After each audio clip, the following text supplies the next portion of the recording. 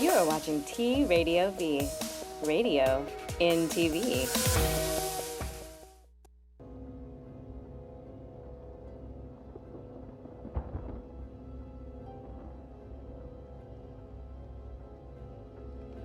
Remember, all I'm offering is the truth, nothing more. I'm a relationship hacker. Run up and get touched up, suicide. And all of y'all know my style. I excel, then prevail. Run up and get touched up, suicide, that's it. And all of y'all know my style.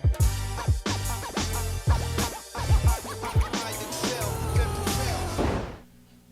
Ladies and gentlemen, no rest for the weary. It's Memorial Day, and we did remember to show up to work. We're gonna do this show regardless of the holiday. It's important that we cover this topic. Whew. I've been waiting to do this one for a long time. Jeff will be here shortly. A lot of people be upset with me because I'll include white folk in the discussion. But sometimes it's good to face them and really challenge them on the bullshit that, you know how motherfuckers will make excuses in order to get past some shit that they did or to avoid some responsibility. I just like to see their face when we ask hella tough questions. But then again, we got, some people who listen to the show be like, this was a great show except for the white people. They agents. Right, they just taking notes. Yeah. Anyway, before I get into today's topic, listen, I want to thank everybody for helping me get to my short-term goal on my Indiegogo campaign. We only got to 20% of what we initially asked for, but the short-term goal was reached, and that was $15K. So we got there. I asked you guys to help me get there. You guys got me there. Unfortunately, you can't donate anymore. The campaign is over. But you got us to $15K. We're going to try to make do after they take out all their little fees. You know, everybody get their little piece. Indiegogo, PayPal, everybody gets their piece before we can start implementing the creation of the next book, The Holographic Relationship. Some people reached out and asked me, is there an alternative method to donating to the campaign? Sure, you can donate directly to my PayPal account. My email address there is zowilliamsorders@gmail.com. That's ZOWILLIAMS orders@gmail.com if you want to continue helping us reach the larger goal. And with that said, business must be done. I want everybody, hey, pull up this website right now, my website, IamZoWilliams.com. If you haven't done it already, you might as well do it today. I'm going to the post office tomorrow to ship out books. Get a copy. Wait. Thor, I want you to come back down. I want you to click shop. See that? Click shop. Click. There it is. The relationship dismount. How to stick the landing when exiting a toxic relationship. Click add cart. Order a copy of the book if you want your book to go out tomorrow morning. I'm shipping out books tomorrow morning. Do it now. Or if you're a digital person, you can get it on iBooks, right? Right into your iPad, right into your iPhone, whatever. Or Amazon Kindle. You guys can do that right now. Shepherd Family Sweets is in the building. Dr. G is going to be pissed. Right? We've got some candy here. This pistachio crunch and zebra crunch. Literally, the reviews have come in for this candy, and all we've heard is that it's equivalent to crack. Cocaine. You know how Z like that. You know how G like that pistachio. Exactly, right? Oxycontin is what I've heard. Let me see. I got some notes here. She was invited to some red carpet event at the Emmys for this candy. What? Somebody saw this, what we do here, saw it being promoted, went to her website and was like, yo, we want to invite you to the Emmys. Nice. Here's the catch. You got to donate. No, you got to pay. Oh, you gotta pay. She has to pay to be a part of it. Because all of her candies and stuff would go into a gift bag. Oh, I've done that with my boot camp. So you know what happens They is charge out the ass for that. you get access to all of these Yeah, high-end yeah. celebrities, and if they love it like we love it, Right. they'll buy more. You got customers, or they might even invest in a business for you, open a store or something, because they've got that kind of disposable income. It's going to cost, though. She has a GoFundMe page, GoFundMe.com/Shepherd Sweets. How you spell shepherd sweets? Great. SHEPARDS. I still got to look at it. Yeah, Okay, so don't ask me this. That's interesting. Because there's many ways to spell shepherd.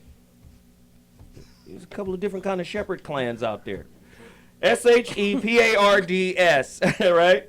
GoFundMe.com/Shepherd Sweets. If you want to support her, buy some candy, or even donate to her endeavor, please do so. Now, Weed Juice. Man, this is a good brother right here. Hassan McCullough created Weed Juice. There's the website right there. As you all know, I did this little Periscope journey, right? Last Thursday, I went to the hospital with my sister for her first round of chemotherapy. And let me just say, the love that everybody sent out, I mean, Twitter, Instagram, Facebook, everybody was just prayers and love and support and nutrition. Rita G sent me a whole list. Hey, contact this person, reach out to this, Dr. Sabi. Everybody was, that's poison, do this, do that. I was like, man, that ain't nothing but love. I'm taking it all in, that's good. And I showed her, and it made her feel good. Now, while we were in the hospital, they told her, hey, you got to drink turmeric because the studies have shown that turmeric, just 1 ounce a day, can kill cancer cells. I said, well, goddamn it, I get turmeric shots every damn week when Hassan comes here with the juices. I just be drinking the shit. I said, I'm going to call Hassan. I said, Hassan, my sister I want to get 24 turmeric shots. She, second stage breast cancer, the whole 9 yards. He said, man, I got her for free. I said, man, okay, you can give it to her for free, but I got to pay you for giving it to her for free because, that was love on him to say he was just going to take care of it for free in the first place. And the dude delivered it to her less than an hour later. It was at her crib, 24 bottles. That's why we got to support black businesses, in my opinion. That's why we got to have this communal kind of get down with each other. So that's Weed Juice. Please continue to support that, brother. Good people. Easy Boy Web. These guys out of Atlanta, Landon Williams, created this tech company, and he's doing a lot of good business. Did my website. Anything you have, commerce-based. Do we have somebody on the line, too? Y'all let me know. Good. This is the guy you want to talk to. Website, Instagram, all of that. This is who you want to talk to. Get at him, easyboyweb.com. Now, we got a sister on the line who created my app. I got over 3,000 downloads for this app on both platforms, whether it's iPhone or Google, Android. We got over 3,000 downloads. 5-star rating. This girl has turned the app, this woman, this is a real woman, She done turned this app into a virtual store for Zoe Williams. Now, if you're in business and you don't have an app, you're really behind the game. It's like you got Atari at the house. Now, let me just bring her in here. Wanda! Yes. Good morning and happy Memorial Day. Thank you, love. Thank you for even chiming in and sharing this information. Why is it so important to have an app nowadays? Can you talk to me about it? Absolutely. Well, first of all, let me thank you for having me on the show again. It's an absolute pleasure and honor to work with you. I just love and admire how you show and bring awareness to these real issues in our society and our culture. So I'm not going to take up much time, but one of the things that I did want to discuss today is what we offer compared to what other companies offer or do not offer. And we offer at least 10 different services that most mobile app companies do not offer. As you know, when you have a business, you got to be competitive. You have to know what the industry is bringing to people, and you have to know what your competitors are offering. So we try to stay on top of that. There's push notifications, user downloads, bandwidth, app updates, email support, RIO-focused strategy.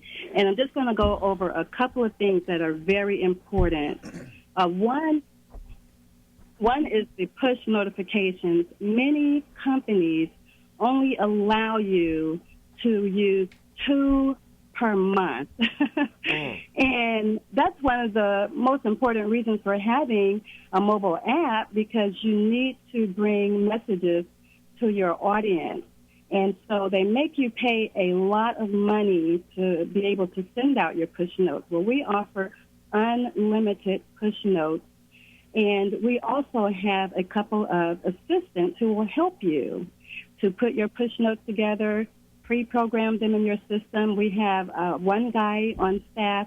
You send him a message, and he'll do it right away. And that is not, we do not charge additional for that. Most companies do. And let me just tell you, I'm sorry to interrupt. I have to, because I got stories.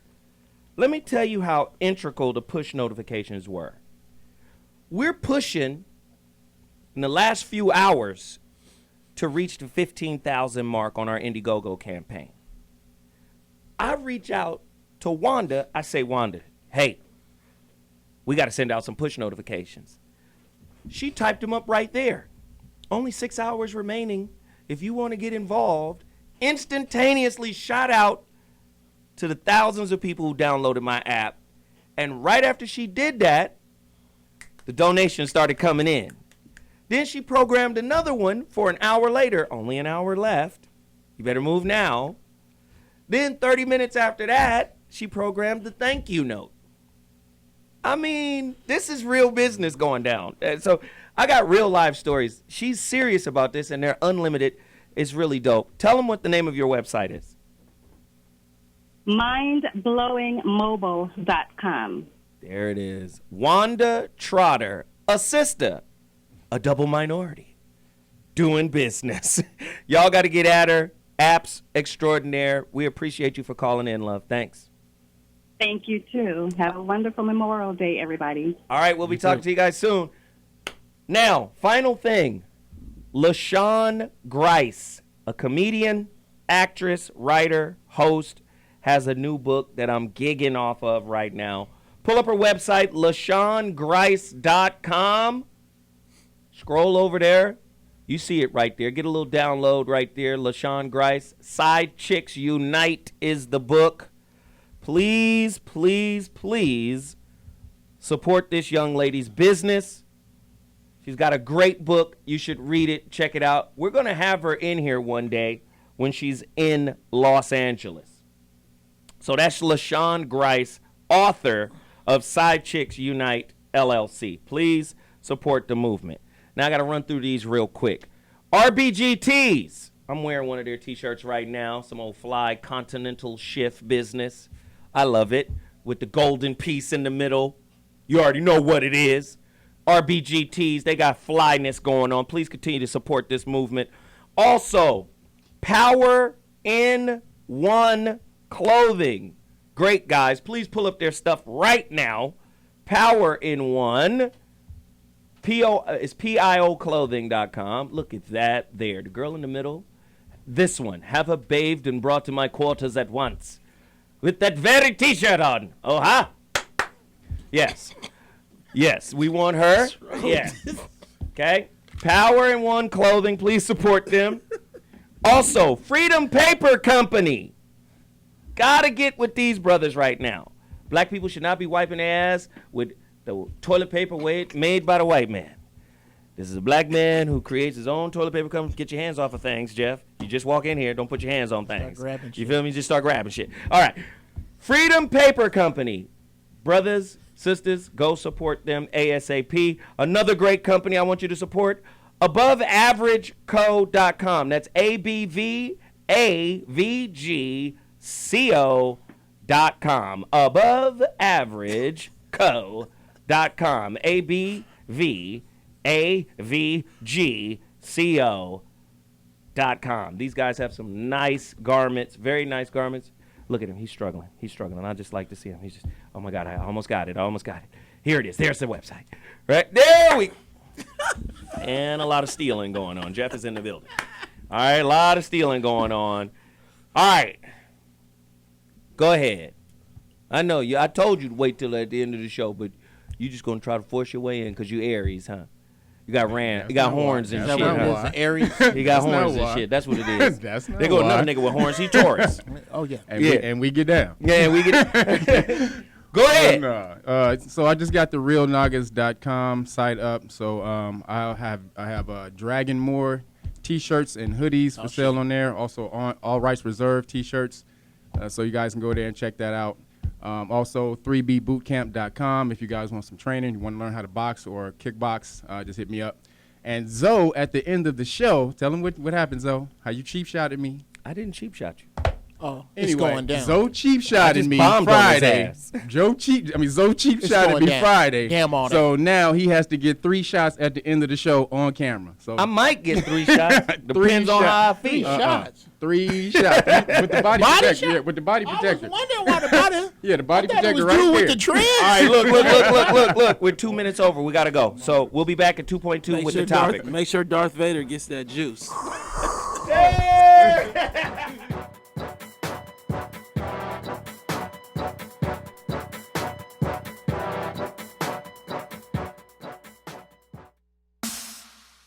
You are watching T Radio V, radio in TV.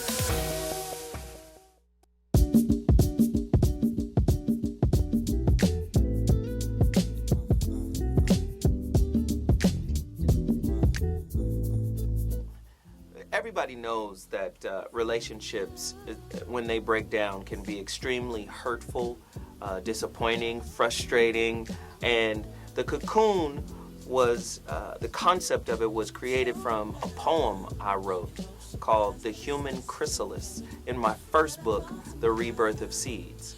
And what I explained was, when you break up with someone, you need time and space to kind of flush out and process all of your feelings, all of your attachments, your evaluation of yourself, your evaluation of your partner, time to, almost take inventory of all of the things that you are accountable for.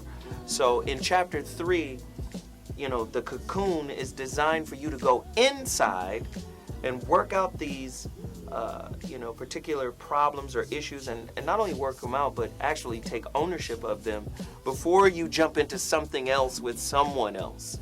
So we wanted to create this space of healing, this space of kind of internal inventory before moving into the next situation with unresolved relationship debris.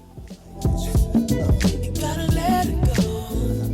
There's a better day waiting for you, for you, for you.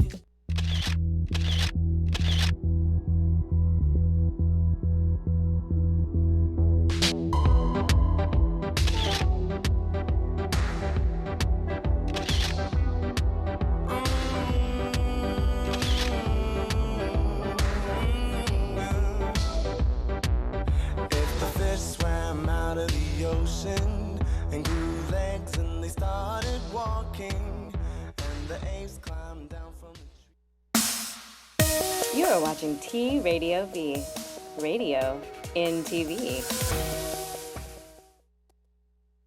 So, Mr. President, if I'm going to keep it 100, yo, Barry, you did it, my nigga. Did it. Thank you. When you wake up before you brush your teeth, you grab your scraps, nigga. All the time you get down on your knees, you don't crowd, nigga. Fuck what you heard, God blessing all the trout, niggas. God bless. For black people, and there's 2 sides. It's black people, and there's niggers. And niggers have got to go. Every time black people want to have a good time, ignorant ass niggas fuck it up. Can't do shit. There's still niggers in American Army uniforms kissing. It was said without thinking. painting an entire race with a single word.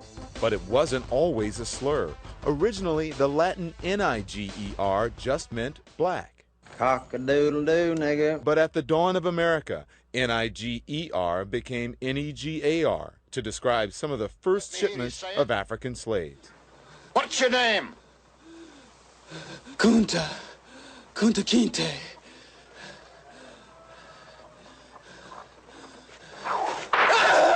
My name is Toby. Hi. That's a good nigger. And with slavery, the word was contorted into its current, dark, degrading, hateful insult for African Americans. We are the Ku Klux Klan. We hate niggers. Look out, nigger. The Klan is getting bigger. What? Over time, it has appeared in everything from ugly propaganda to cartoons to nursery rhymes. Eeny Meeny didn't always end with catch a tiger by the toe. It was tossed about casually in movies well into the 20th century, part of the way of life, but also sometimes to raise consciousness. You nigga lover. Well, yep.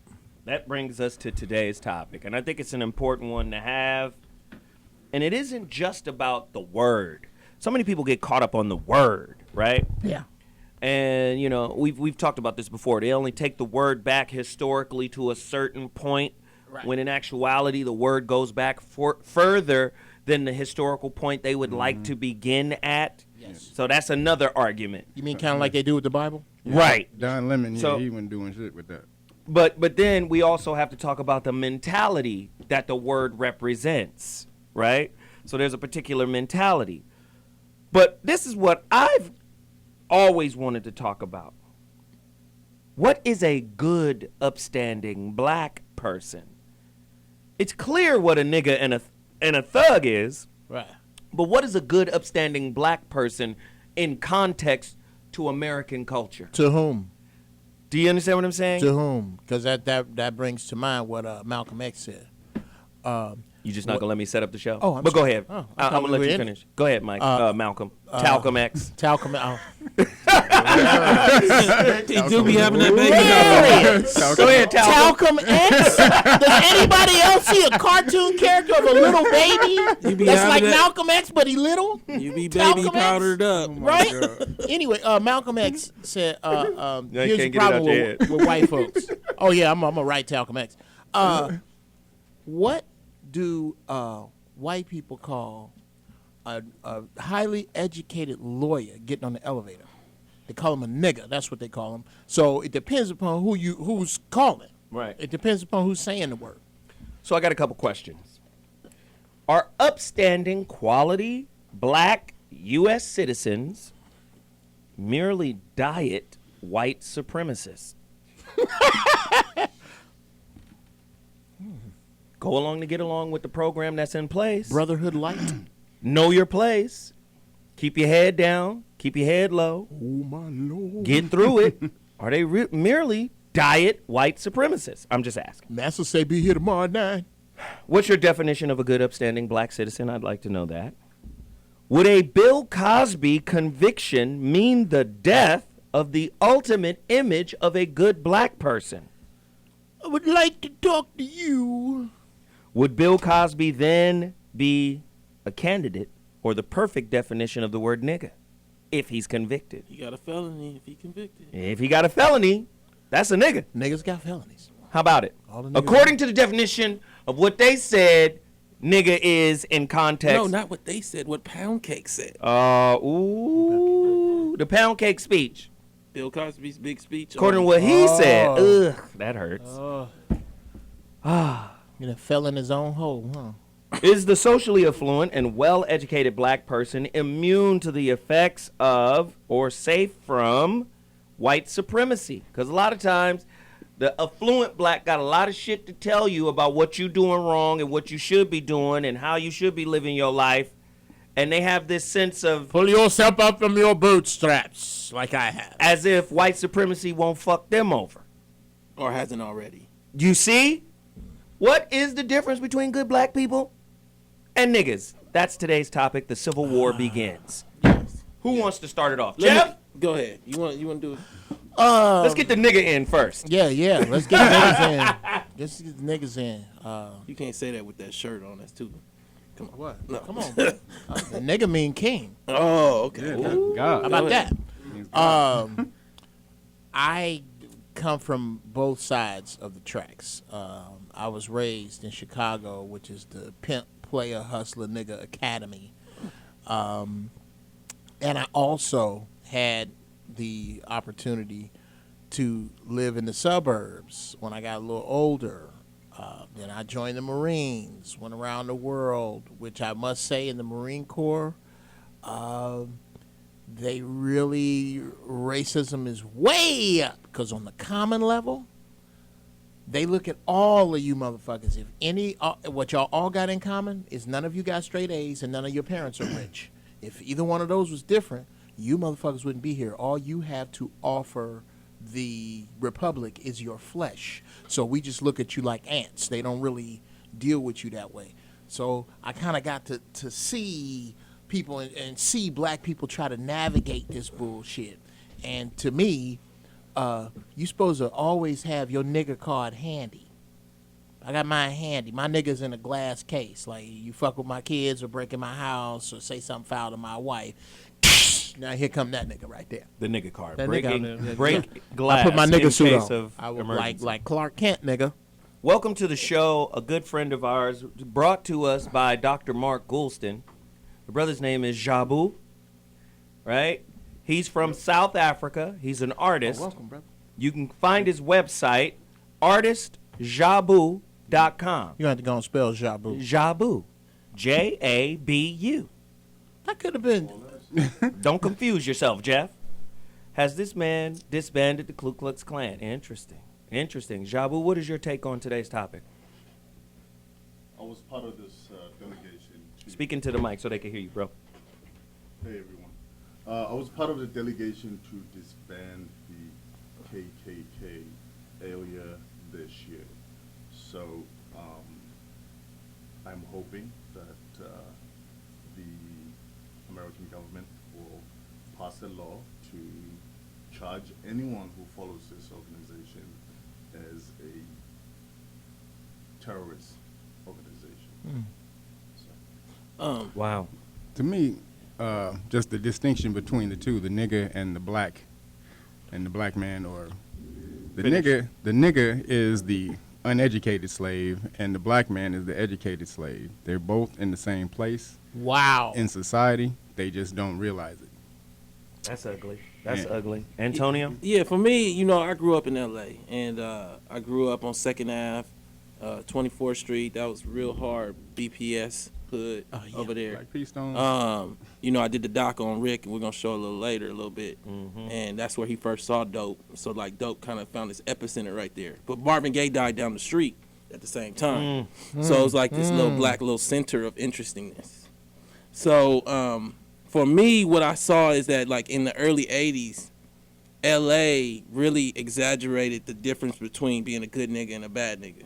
And it made it so, we created this like idea of Ladera, this idea of upper class black people that really was kind of like faux, because at the end of the day, y'all both shop at that Walmart down the hill. Faux black. I like that. Now I had an image that I think that I'm gonna try to get them to pull up, and that image is like showing what we had with wave caps and like coming into the 80s versus like what we had with wave caps as we commercialized the look of niggas. And so like you got 50 and you got Iverson, and they look kind of like pretty niggas, I guess you could say. But you look at Boys in the Hood, that's like the original like version of it. And what happened was like before the 80s, nobody wanted to look hood, like unless you was hood. What happened after rap is that it got commercialized, and so that became attractive. And I think that really like slammed the idea of nigga in front of like a white America that hadn't really seen it. And it confused black America at the same time. And the identity of there being a difference between a nigga and a black person got confused as well, because I don't really think there is one. It's just poor blacks and blacks. That's what I was going to say. What is the identity of the uppity black? Okay. What is that? What is the identity of the uppity black? I don't. A person who's accepted the system, pretty much to me. This is a person who's basically just bought into the system, assimilated, and now they're just trying to work through the system without being fucked with. The nigga, to me, is the person who's kind of rebelling against the system but doesn't really know how to do it. So they're just all over the place with it, and ignorant about it. So you got those two types of people. Now, if you go to like the upper bougie black people who are called the boule, and Zoe knows about these people. These are the secret society black people who kind of run the melaninated gatekeepers. Yes, the melanated gatekeeper. Yes. Who goes there? they pretty an much uneducated Negro. Turn him away. Stephen. And you guys he does need to not look. belong here. But no, if you guys don't know about the boule, you need to look them up. These are they're kind of like the hidden hand who kind of runs everything in the black society. Show us your credentials. They do whitey's bidding. yes, they do. There was a cartoon, Boondocks. I don't know if anybody ever seen that, but Everybody seen the Boondocks. Nigga, that was a major hit. Well, remember one of the episodes. I mean, dude, I don't know. I'm not assuming. Anybody seen Good Times? But Cosby Show. But did you see the one? Did you see the one when they brought back Martin Luther King? Yeah. And so Martin Luther King, he refused to say nigga through the whole damn time. And then when he got to the church and they was having a party, they had a party in the church with a DJ and they was all over the place. He just finally broke it down. Goddamn niggas. So you just can't help but understand. Anytime you can make Dr. King say that. Exactly. So that's the difference between the uneducated nigga or the nigga is the one who rebelling against the system but just doesn't know how to do it, and the black man is the one who's kind of accepted the system and just want to run along with the punches. For the sake of being funny, did Chris Rock kind of create a divide in the community? He represented. He doesn't know what he's talking about. What happened was, look, like Marvin Gaye used to live in the hood. Right. So did Jim Kelly. You know, Rick used to play tennis with Jim Kelly. Right. And I'm like when he was a kid though, like you might see Jim Kelly at Dorsey. Right. What started to happen is our celebrities live in Calabasas. You know, so like the celebrities don't know about black people, but they tell white folks about black people. They grew up black. Don't get me wrong, especially like the older celebrities like Eddie Murphy or Chris Rock. But now they've been away from the hood for like 20 years, 25 years. Right. Like, you know. You're fucking up our peace and quiet over here, thugs. My take on this is that, by the way, I like what Chris Rock said because I think what he's trying to say is that we are all niggas. Is that what he was saying? That's what he's saying is we are all niggas. You just have to decide what kind of nigga you are. So he was trying to make a difference between niggas, that we're all niggas in the eyes of white people, but we're different niggas depending on how we behave within that context. Perhaps we should stop labeling ourselves or taking labels. I'll give you that. So behave the way you want to be treated. Someone else might give you a label that you are a house nigga or a black person or whatever it is that they give you. But we are all niggas at the end of the day in the eyes of the oppressor. Wow. I'm trying to save so much of this for the rant, but I can't. Okay, first off. Put some paint where it ain't. I put the paint where it ain't, baby. First off, why are we trying to squeeze everything we are into one bag? How about it? Okay, horse has 6 definitions I can give you. Plane has 3 or 4. Door, gate. Why does nigga have to be one monolithic thing? Okay? These fucked up motherfuckers who live over there in the Nickerson Gardens. Right. Thank you. Now, everybody here got some dudes that if you heard, if I may ask, is your mom still alive? No. Okay. Is there an older individual, older relative that you hold dear? Yeah. Still with us? Yeah. Okay. It's some people in your mind. Let's call them Monster Loke and Do Wrong. If you heard Monster Loke and Do Wrong was on that person's couch, you would jump up from here now and run and get in your car and go to that person's house. What you call Monster Loke and Do Wrong? Mm-hmm. I got you. I call them niggas. Them niggas right there. I'm from Chicago. There was not African Americans that ran me from the train station and chased me from Skate City. Them was niggas. And Jeff, this is the thing that's interesting. Again, I think LA kind of like really brings such a visual to this thing. What happened in the 70s is your doctor lived right next to the plumber. Right. Like 83rd, but then they created Ladera to separate themselves. And people got to get honest. But their kids listen to a lot of Jay-Z. So the kids come down to Crenshaw, but don't have the cost of Crenshaw. Right. So, like, I grew up with a lot of people who ain't had no couch in their house. Right. I understand why you act hood. I understand you don't know better. Right. You got kids who came from a doctor and a lawyer throwing up sets. Right. And so, like, my point is just to say what L.A. did was it exaggerated out the Cosbyization of Black America in the sense that Ladera, because of the price of the property, that's the most wealthy Black community in America, but now they kind of trapped too because the property dropped and they second and thirded on them houses. Yeah. So, like, long story short, they created an identity of separation by virtue of the topography of the city. Right. We're up looking down on you. We're over here, you're over there. We don't. Part of the reason the Walmart left our community is that Black people who had some kind of means didn't shop there. Whatever they justified it was too dirty. It was too many niggas there. Right. Whatever they justified it, they rather drive across the city and go somewhere else to buy that TV. I need a store that makes my money feel safe in order for me to spend it. My money is very terrified in the Walmart in the hood. My money's frightened. My money is frightened. Andrew Jackson won't come out of my wallet over there. Let me ask you, hey, Zoe, I got one for you, though, Zoe. Go I ahead. got one for you. Go ahead. Why Ladera so light-skinned? Wow. It's niggazation about color. Shout out to all them light-skinned bras I was banging back in the 80s. Wow. Is niggazation really light-skinned? I never thought of that. Wow. You high yellow entitled motherfuckers, you over there. I never thought about that until...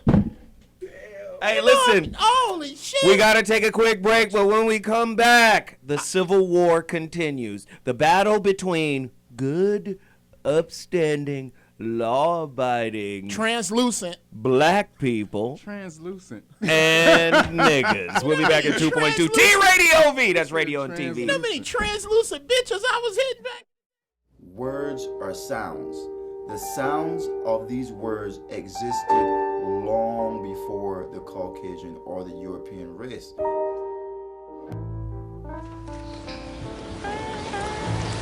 Niggaz. Niggaz. What is the language of origin? Ethiopian to Amharic. What is the definition? A king. It's used as a title of the sovereign of Ethiopia. Niggaz. Niggaz. Could you use it in a sentence? The Niggaz ruled Ethiopia until the coup of 1974. Niggaz. Woke up this morning after another one of those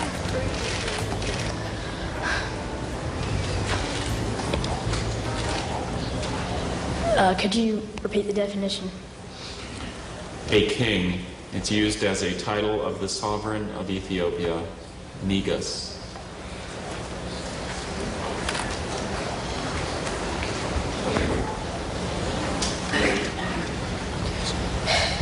Is he said the word? Niggaz.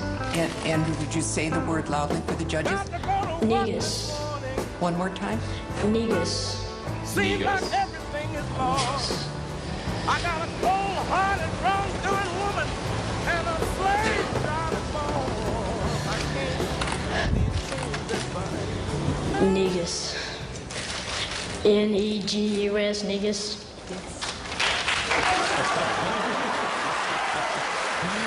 Absolutely stunned, but he'll take it.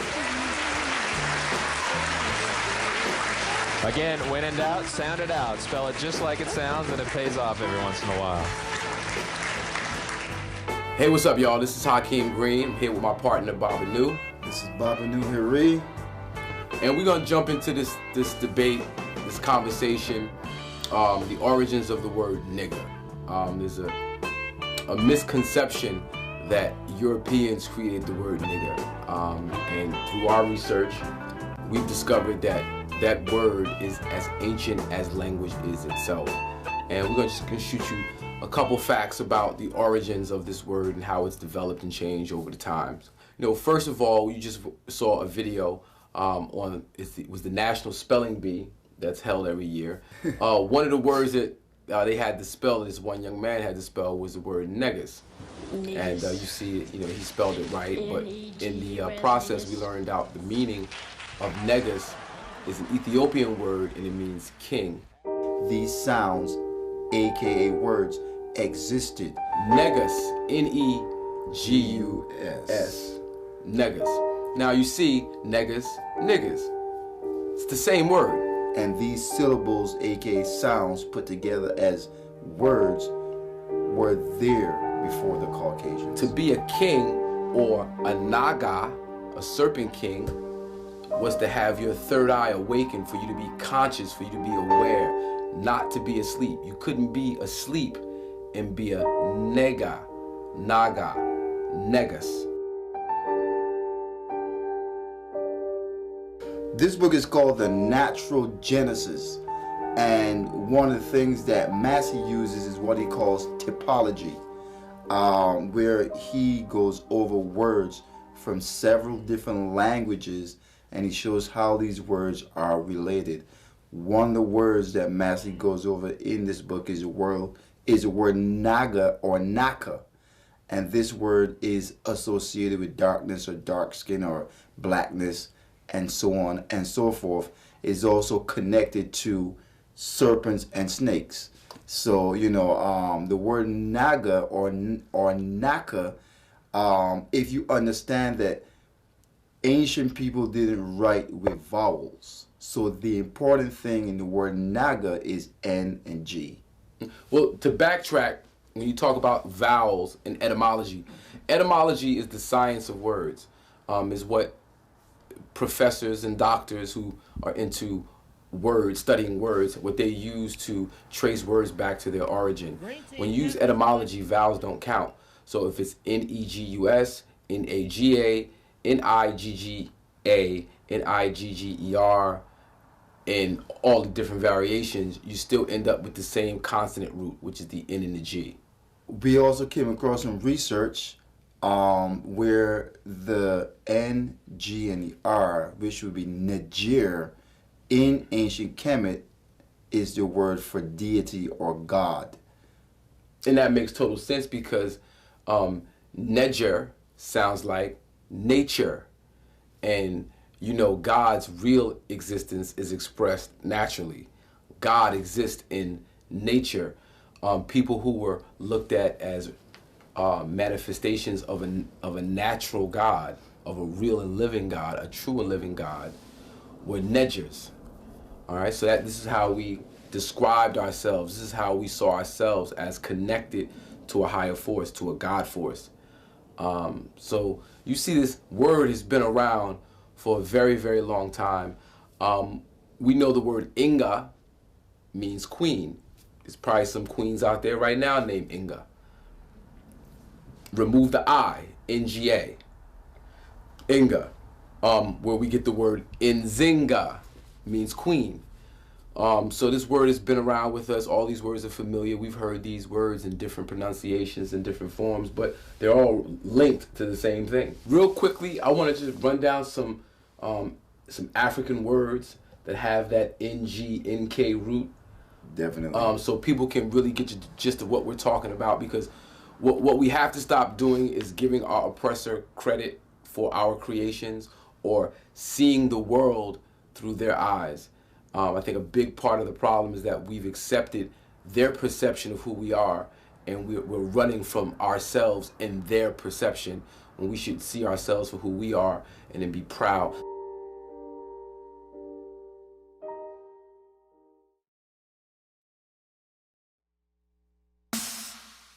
You are watching T Radio V, radio in TV. I'm Zoe Williams, And I'm Dr. Mark Goulston. I'm Jeff Brown. And we make up the Zo What Morning Show. You can find us here on TRadiov.com every Monday at 11 a.m. Pacific Standard Time. I make you think. He makes you laugh, and if I get a chance, I'll help you change. Or make you cry with his attempts at humor. Radio in TV. Can you relate? We'll make it happen. Look at Jeff. What you doing? Were you mumbling to yourself? Hey, back there mumbling. To them. To them. Yo, what's up? This your boy Kyle Master, and you're checking out T Radio V. T Radio V. T Radio V. Hello, T Radio V. Love you guys. Radio in TV. Radio in TV.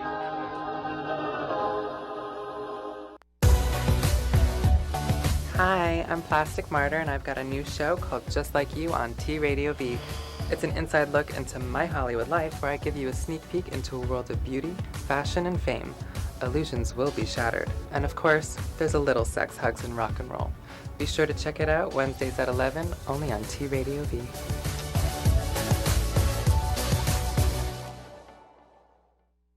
Hi, I'm Bob Nalbandian, and be sure to watch my show Inside Metal, which airs live every Tuesday from 3 to 4 p.m. Pacific Standard Time, right here on T Radio V. I'm going to be bringing in the greatest heavy metal artists live right here in the studio. Once again, every week at 3 p.m. Pacific Standard Time, every Tuesday, right here at TRadiov.com, Radio in TV.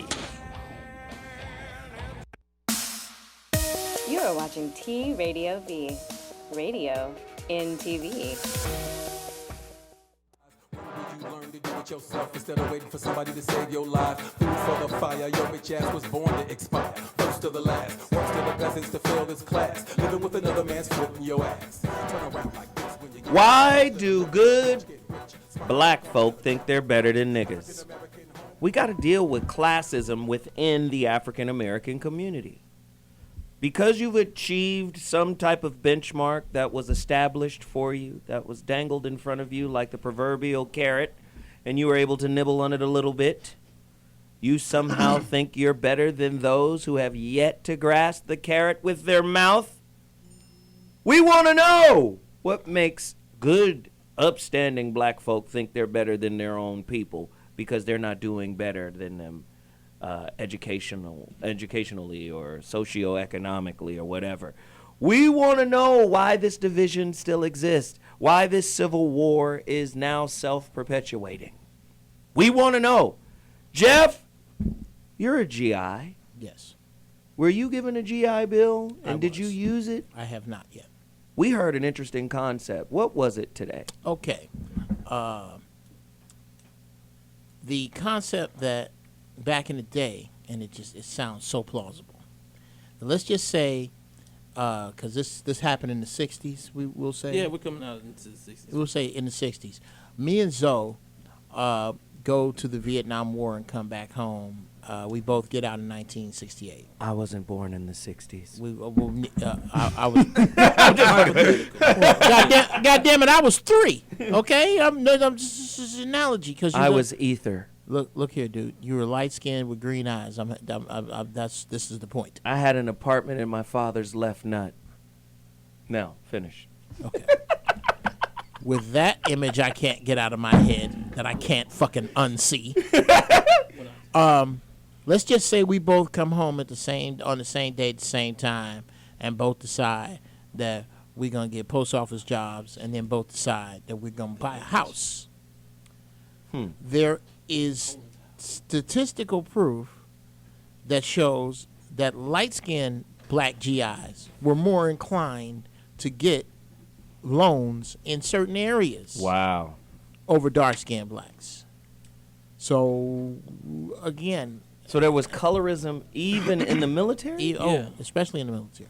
Yeah, and pretty much, I was bringing this up earlier, and I don't want people to take it as though no dark-skinned people were able to take advantage of the growth of Ladera's property, but in large part, that's what you see. You see colorism and time. Same shit in Altadena. Yeah, you see the combination of colorism and time, because what happened was when the GI Bill was brought up, the GI Bill, in a lot of ways, was really meant for and given to white people, white families. So if you were able to be lighter skinned, your advantage of that was higher. You know, when you start looking at like Colin Powell, you start looking at Thurgood Marshall, you know, icons. But you know, part of their advantage was their color, and so what you saw in LA is like, and what you even see today is that a lot of people personalize their success as though it's just them going to UCLA when you're actually large part like maybe third generation. Right. So your grandfather who was able to get the GI Bill versus somebody else's grandfather who may have been a darker complexion and had a much rougher road. Whether he was a GI or not. Whether he was a GI or not. Wow. You know, wasn't able to get access to those loans and to those things that allow for them to set you up. I want to bring in a very interesting parallel to the African American struggle. I'm from South Africa, and the struggle of South Africans run parallel to the African American struggle. During the 60s, back in South Africa, under the apartheid system, we were separated according to A, the color of our skin, B, the language you spoke, C, your cultural background. Coffers. And then we had different tiers, different levels of how you were treated in the country. At the top, you had white people, followed by Indian people, followed by colored people. Now, let me explain that to you. Colored people, the word colored in South Africa is different than the word colored here in America. Colored people were a result of the settlers who came to South Africa, who colonized us, who came on boats and ships without wives. And so many of our black women were raped, and the offspring from that became a society of colored people. So when the South African settlers, that is the Dutch and the Germans and the British, who, by the way, don't often own up to this, they took their offsprings from their mothers and had them raised in a different location.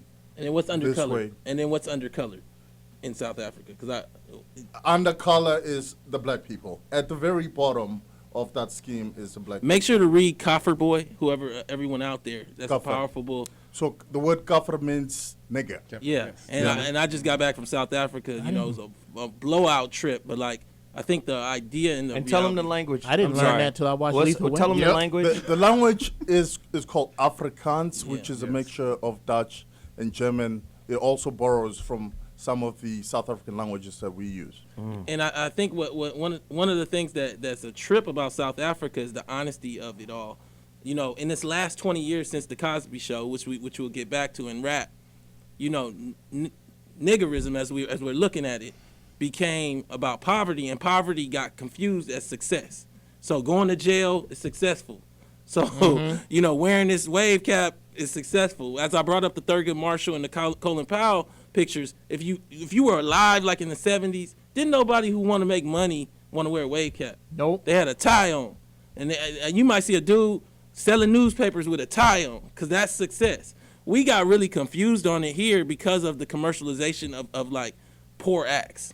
Go ahead, Cap. Well, you were saying why do these black people think they're so much better than the niggas? And this two mentality goes back a long time. If you do the history and you go back and understand, there were two different types of Moors who ran things, and we've talked about this before: Dragon Moors and Phoenix Moors. And Dragon Moors were just really aggressive motherfuckers. They back in the day, they would have been considered the niggas of back in the day. Or the devils, or the demons, yes. or the Lucifer character. Exactly. They took because that's where a lot of that shit comes from. Exactly. You know, exactly. The great serpent. Yes. The dragon. And all it really means, though, the serpent represents higher knowledge. But when you got aggressive brothers taking this knowledge and they were just using it for ill. So this is where they get the dragon stigma, because they were just so gangster. And also, they had the use of gunpowder, so this is where the fire-breathing thing came from. So Caucasians didn't have gunpowder for a long time. So this is where all that shit came from. Then you had the Phoenix Moors, who were, they were a little more moral, and they used the information for good.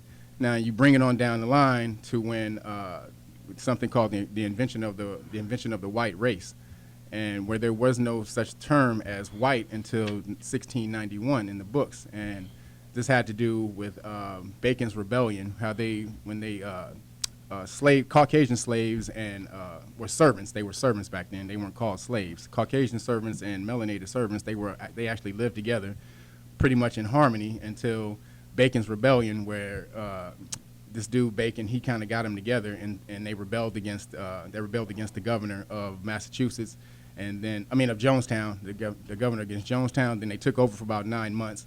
So once the establishment saw that they were coming together, they said, all right, we got to break these motherfuckers up before they come together and they destroy us. So then that trickles on down to when they started calling people white. And so that white became more white privilege. Okay, you see yourself as white, we're going to give you this, we're going to give you that. Now trickle that on to black people, and then this also simultaneously created the black race. So now when you get in those two things, you got black people. Now we're just going to elevate black people just a little bit. We're going to give them just a little bit over the uneducated black people, and then you got the separation of them as well. So wait a minute. This is the same Tim Wise blueprint that they did with the white folk. Exactly. So the poor white folk. And the little thing in the Willie Lynch letter where they talk about let's separate the niggas. So they did the same shit. The Hutus and the Tutsis. We're going to go fuck with a certain educated, sector of black folk. Yes. Raise them a little. Give them some bread, and then they'll create their own homogeneous separation from the rest of the niggas. Naturally. And this is the other thing you got to realize, on top of what we pointed out earlier about light skin advantage, is that they have white people in their family. So, I was talking to Byron Allen at the cable event, the California Association of Black Lawyers, and what he said to me is, it's really hard to run into a black person that just inherits like a $600,000 house. Right. So,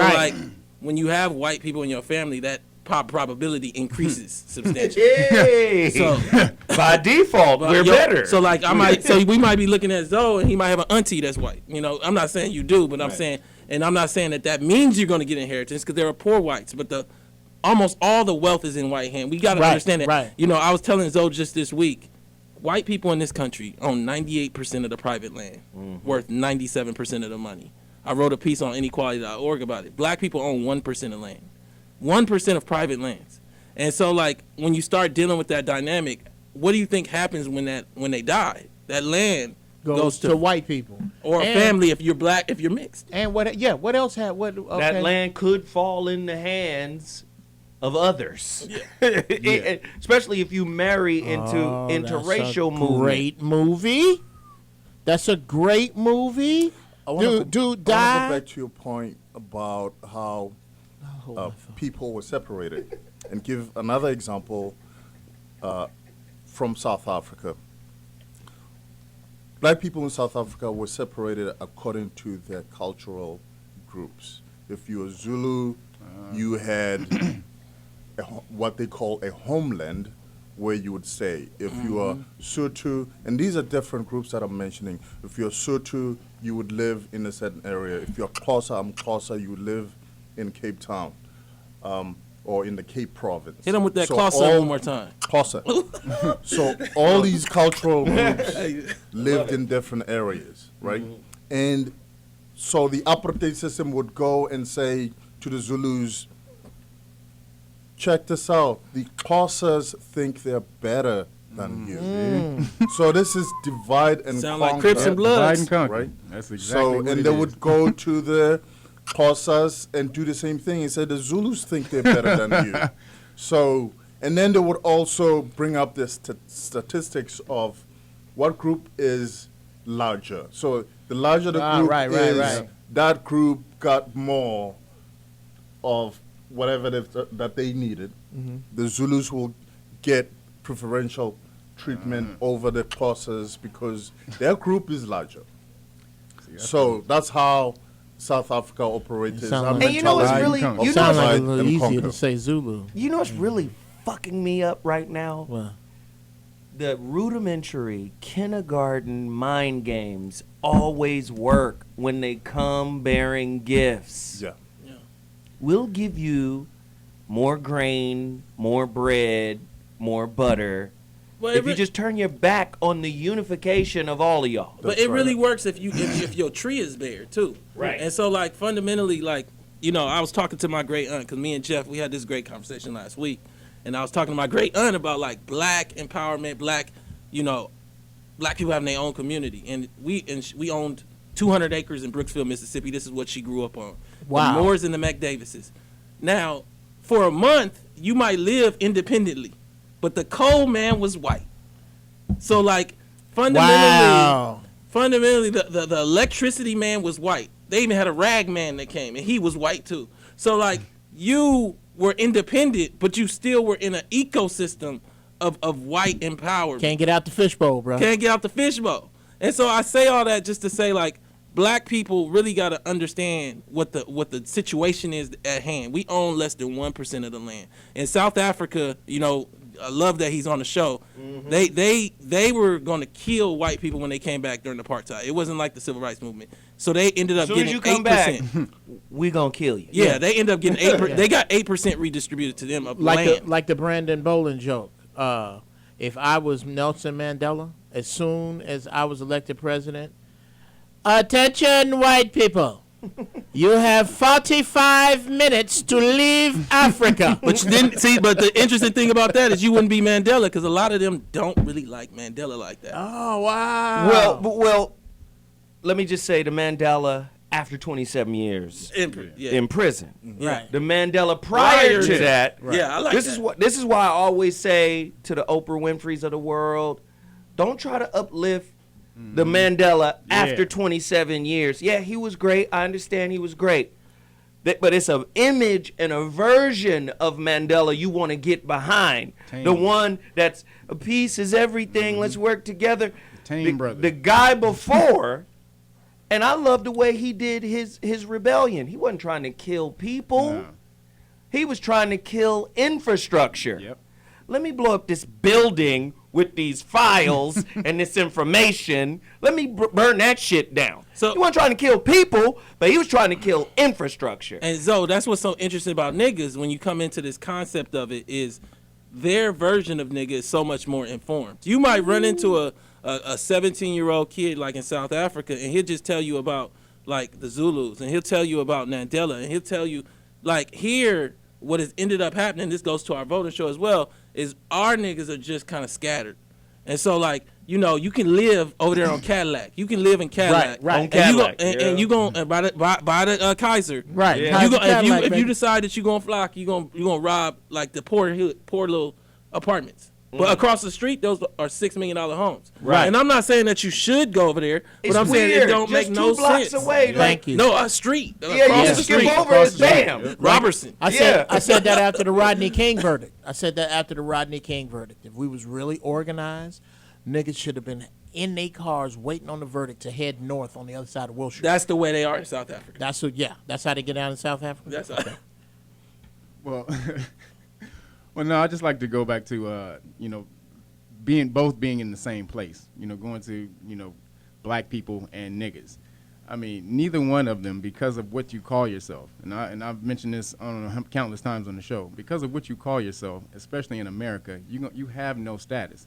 So the uplifted attitude of the so-called the educated black man, and the nigga, or the uplifted attitude of the so-called educated black man is no better than the ignorance of the nigga in the hood. I mean, they're more ignorant actually if they just don't understand how ignorant. But wait a minute. If that's true, then Richard Sherman was wrong when he told Skip Bayless, "I graduated from Stanford. I'm this, I'm that, I'm better in life." You know who shows that he was wrong? Bill Cosby. Yep. I mean, we look at Bill Cosby. Okay, he was wrong. When he was talking about the particular benchmarks that he hit. No, but I'm saying to you, if we look at Bill Cosby, coming to his point, Bill Cosby, when he took that show, had to be emasculated. What they told him is that you're 6'4" and dark skinned. So we got to find a way to make you really funny and relatable for white America every day. Bill ain't 6'4". Or he's tall. He's tall. He's not a short man. I'm gonna say that. Okay. And so like what they needed to do was to make him funny, make him relatable. He was always silly. He's not. If you think about Good Times and The Father on Good Times, he's not that guy. He ain't James Evans. He's not James that But guy. he wasn't a bad dad No, either. not at all. He was a dad that had, to me, James Evans was, you fucking up? I'm gonna meet you in this little back room where me and your mama. We gonna see how many men in here. Right. You know, and part of the reason that they took him off the show is he fell out with the creator because they wanted to create the image of the single mom. Y'all need to go see old Bill Cosby though, man. Like when the 70s, where he was militant. really militant. He had Bill that Cosby. show. Did you see that show? Yes, he was where he talked about riding. black people. Yeah, Yes. when he had all these white kids in the classroom, and he was showing the difference between blacks and the white kids. Yeah. He was killing. He was radical. Man. Well, not necessarily radical, but he was definitely informative. Absolutely, especially Yes. for back in the 70s. Listen, we got to take a quick break. When we come back, we're going to continue with Jeff's intellectual rant. This is Cool Mo D. Bang this for me real quick. It's the classic, vintage, brand new car. I'm a 6'4", bouncing on hydraulics. Granddaddy's caddy with the bright red polish. I'm the equivalent when I drop it. It's worth more now than it was in the hotness. You are watching T Radio V, radio in TV.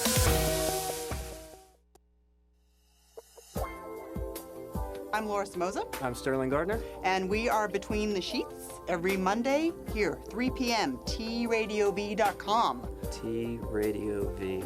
That's right, it's T Radio V, radio in TV.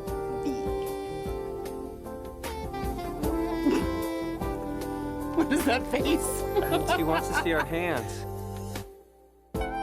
That's radio in TV.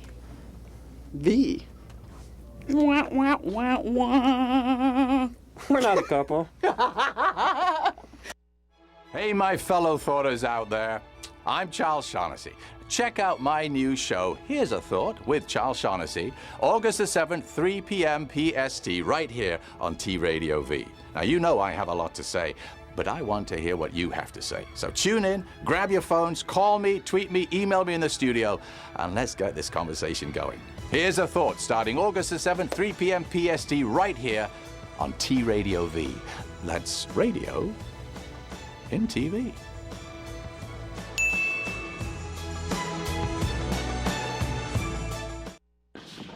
Hi, I'm Ty Simpkins. Miss Danielle Basutti. Hi, this is Brooke Peoples. I'm Jocelyn Donahue. Hi, I'm Keegan Allen, and you're watching T Radio V. T Radio V. T Radio V, radio in TV. Was that right?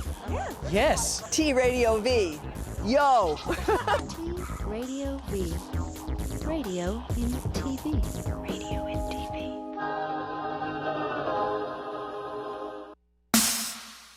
You are watching T Radio V, radio in TV.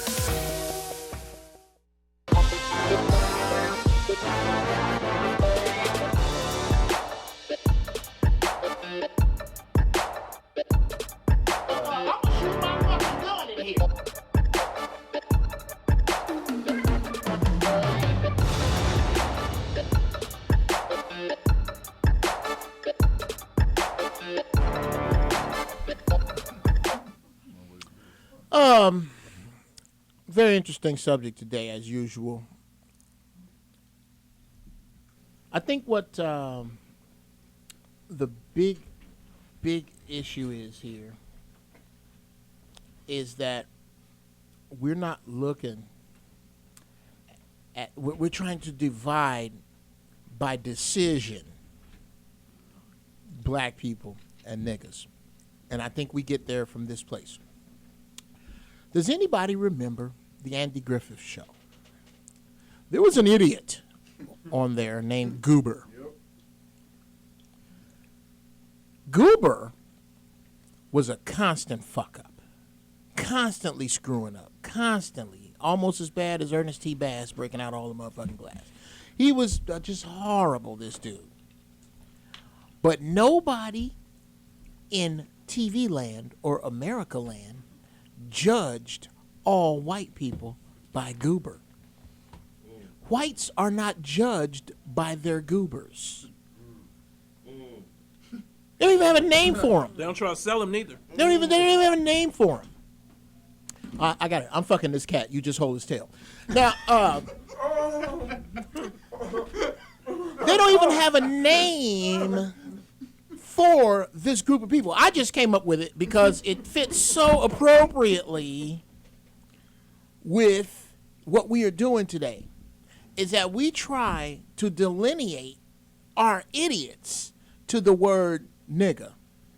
When in all actuality, the people who have misused the word look at us all that way. And when white people use the word nigga, it does not offend me because you're not telling me who I am, white man, when you use the word nigga. You're telling me who you are.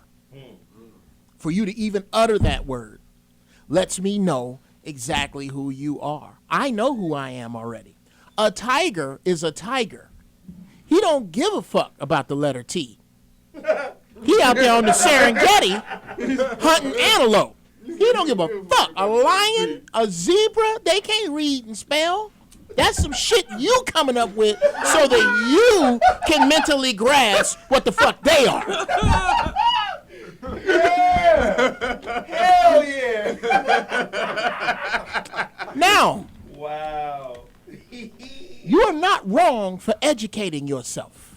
That's the other thing that's going on here, is that education of black people gets indicted from both ways. As in, the nigga that come home from college is not as popular as the nigga that comes home from prison.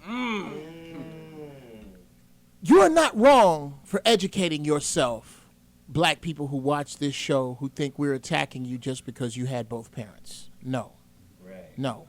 It's what you do with that education. Do you use that education to separate yourself? Do you use that education? Do you bring up the word degree in arguments when we're not talking about weather or deodorant? Then it's you we're talking about.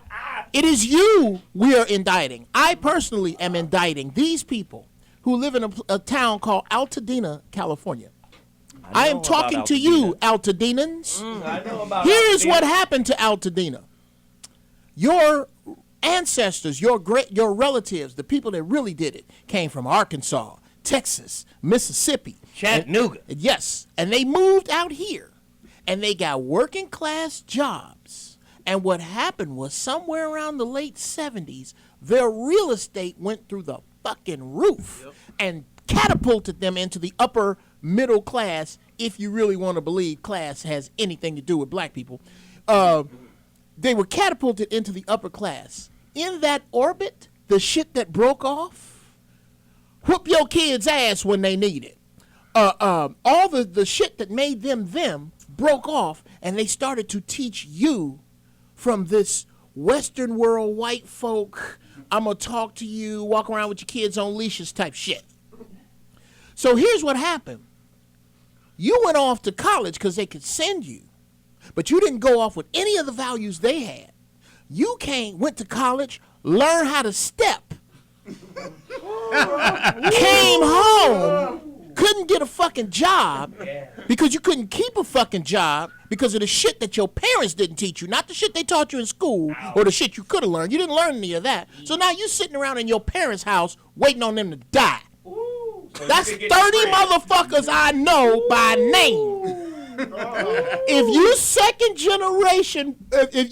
second generation Stevens was really about it, there would be a lot more substantial black wealth because you were given the platform to go off, but you came and fucked it off. Even if you weren't giving back to us, there should be a lot more of y'all. But just 360, not because of what you learned in school, but because of what your parents didn't teach you, you really ain't shit, nigga. Damn. I'm done. I'm back. Rant of the year, ladies and gentlemen, Jeff Brown for all of his lateness. Take it off from the free throw. There is some talent involved here. Shout out to Zoe. Shout out to Zoe. It was Zoe's entire idea. Zoe said, you know what, Jeff?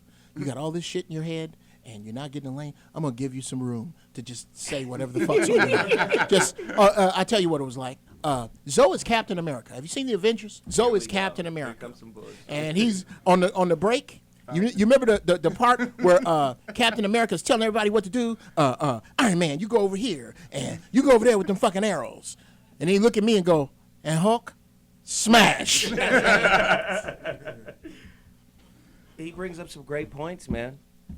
He brings some great points. A lot of times, man, just in pursuit of what is considered to be normal, we also take on judgment of others who don't have it or who didn't make it. And it's like, you got to let the judgments go. Maybe your path is to be an educated employee of some corporation. Maybe that's your path. Maybe the other guy's path, like for instance, when you look at a Bill Gates or the Bronson guy who owns Richard Virgin. Branson. Yeah, Richard Branson. Or if you look at fucking Jobs, these are guys that are dropouts. Einstein, dropouts. Right. However, they can drop out in their community and be nurtured for their strange way of thinking, however you want to label it. He's a little different. They drop out and float in the clouds. Right. You see what I'm saying? They can drop out and you drop out. Say you have a genius. Nobody looks at the black kid or the black male. When we look at those numbers, 50% of all black males in America, high school students, are dropouts. Nobody automatically defaults to he could be a genius. You know, and you know what I'm saying? He could be a problem is the default. Ooh. And this the other thing coming to Jeff's point is back in the 50s when your family owned land and then somebody else was a sharecropper, you didn't look at them like they less than and ask why I'm going to college and why you not. No, you a sharecropper, so you probably can't go to college. What credit did as we came in through the 80s is it made people think everybody had a chance. And so those people who, like I described, are third generation LA that have that property are not being honest with themselves about the kind of advantage that gave them, meaning that they had a grandfather that showed them how to roof one day, or that they had these images and these role models. LA sucked all the role models out of the hood and put them in one place. Right. Ladera. Right. White And people Baldwin can afford Baldwin to Hills. drop out because they have resources. Absolutely. All the resources. They have all the resources. Plus, there's nepotism. If they want a job, they can be given a job. That's true. It's not the same in Oh, our yeah. communities. No, it's not. If you decide to drop out and you're at home, mom and dad are going to say, What you gonna do, nigga? Right. But you are also, using up but we all also the have Jim Crow. We have laws, like Byron said, to shut. I think our era didn't experience because we got puffy eyes. We didn't experience Jim Crow shutting you down, where literally you go in and they just say, "We just not taking niggas today." Right. But they did it a different way. They still just said, "You're not hired." It's the same. Right. But it is just like you said, because like Bill Gates' father was the head of Planned Parenthood, And he was back in the day. a top attorney. Attorney. I've often said, the worst a white man's luck should get is manager at Jack in the Box. No, it should never get any worse than that.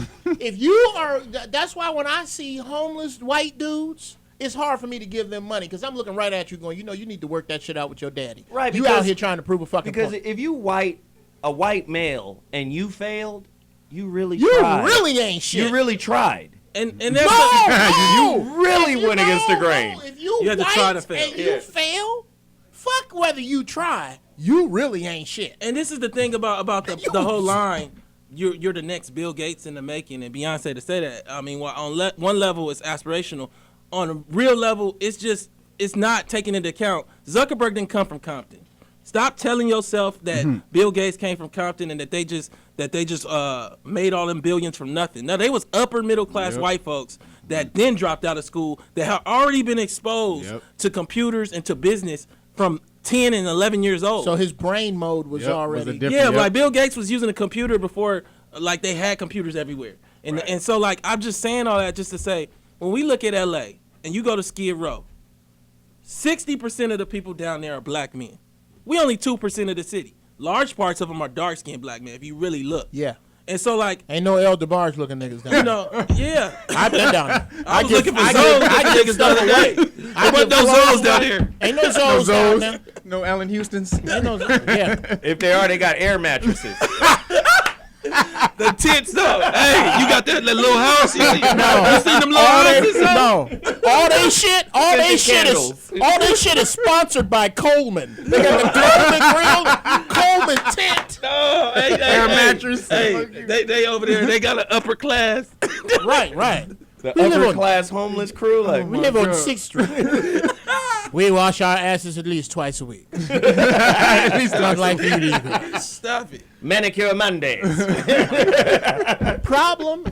The word problem and genius, as we used it, is at first I was gonna say they are synonymous when it comes to young black boys. Problem and genius. Yeah. However, the truth is, problem and genius are synonymous with any system because systems are not designed for geniuses, they're designed by them. So, you know, you look at white boys who are problems in school and then you find out they're brilliant. The thing is, when they fall out in the clouds. When we fall out in pimp piss and razor blades and barbed wire and shit. So, it's what is done with our problem. What is done with I agree. and the only cat that I see really doing something with our problem is the Honorable Minister Louis Farrakhan. Because there are many brothers that have went to prison and had their lives turned. So people don't really look at what Minister Farrakhan is doing. They got schools, they got colleges, they got they getting down. They doing it how they doing it. And I believe we can control the controllables. I always like giving some kind of solution. Outliers, the book by Malcolm Gladwell, mentioned it before. He had this section where he talked about like doctors, like black kids, how they go to doctors versus white kids. When black kids go to doctors, they don't ask questions. No, they don't ask questions about like when the doctor hits your knee. What does that do? Right. Why are you doing that? White kids are socialized to ask those questions.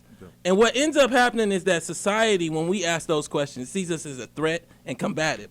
When they ask those questions, it sees them as inquisitive and genius. Yes. And so like we at the home level have to teach our young men, particularly young men and young women, but particularly young black boys, it's okay to ask educated, intelligent questions. First off, by default, rebellion is intelligence.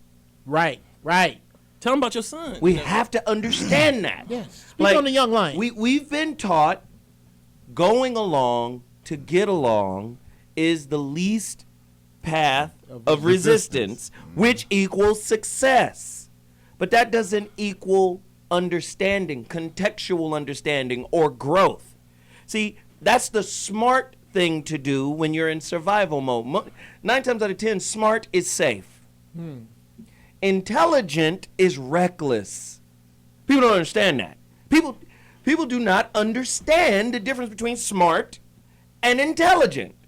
Intelligent is conscious. This is the full contextual understanding of my experience right here, and this is what I'm capable of doing. Now, this is the cost. And this is the potential reward, and the potential reward, just because it's potential, doesn't mean it's guaranteed. This is why the Dalai Lama said, any great endeavor or love requires risk. We got niggas who got conditioned, or the risk got conditioned up out of them, and safety smart moves got conditioned in. Smart is knowing every inch of the fishbowl. Intelligent is knowing you come from the ocean. And so this is what I will say to you is that affirmative action made it feel like going that way was going to lead to these results, but it's over. And so what you have now is that wealth is consolidating. Like I tell you guys, like nothing we've seen since the Gilded Age. So just following the path isn't an answer anymore. And so like you have a bunch of black men who don't know how to be rebellious. They talk about it. You know, you can look at the comments on the YouTube page and everybody's saying we need to start our own stores and all that. But why is your son messed up? Answer me that first question. Wow. Well, here's the problem. There is the saying that you can take a nigga out of the hood, but you cannot take good out the nigga. There you go. So I think we need to educate each other that when you do have opportunities, do something positive to better yourself. I know so many brothers who've had an opportunity to get out of the hood, go to college, play football, but they lose it all. It never ends up anywhere. They're not even really getting the education that they went to college to get. They're not getting any of that. Most football players, if you watch that, if you do your research, you'll see that they go to college, but they never graduate. So that's a problem. Hold on. Before we get into that, in 2 weeks, we are doing the NCAA slave show. But finish your thought. So my thing is create your own resources. Find a way to get out of the hood. Come on, bro. And yes, you know, and keep fighting for your life instead of just sitting back for a savior. There is no the government is not going to save you. The white man is not going to save you. Create your own resources. Stop talking about creating them, as you said earlier. In fact, get down with it and create resources. Right. And I agree with him. And I used to live in the hood. I actually used to own a house in the hood.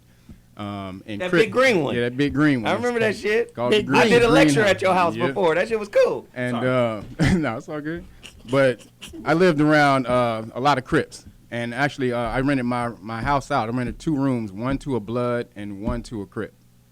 And that didn't sound like a greenhouse. In the greenhouse, but but the greenhouse was untouchable because I had knowledge. I had books everywhere. So if gangsters came to my house, they came to actually sit and read. They had books like garlic. So, books was like garlic to a vampire. But dude, it's ill though because they really actually want to be fed the correct knowledge. So one day I had Stephen Hawking. I was playing a Stephen Hawking video, Brief History in Time.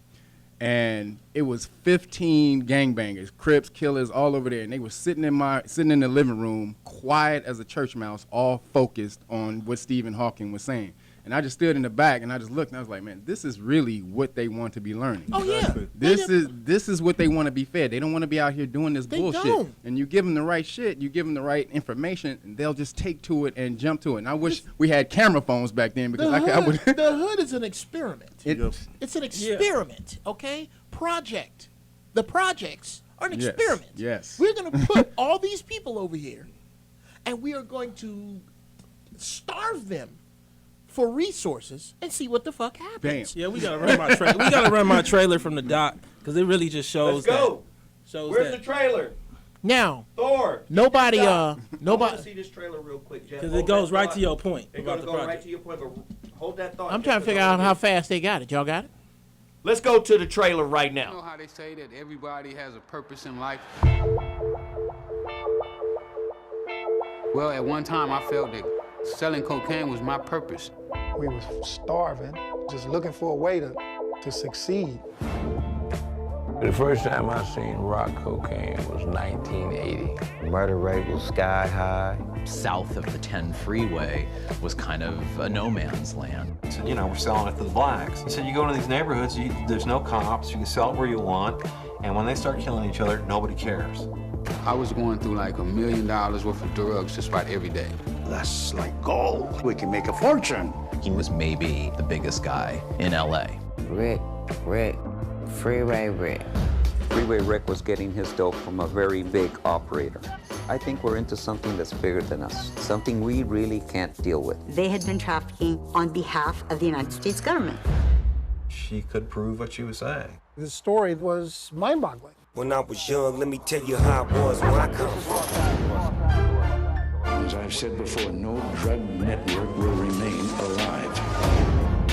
There's a lot of people who think that, I made that whole thing up. What they don't realize is the CIA admitted it. See, I didn't know until I was sitting in prison how valuable an education was. Yeah, drugs suck. Drugs are really bad.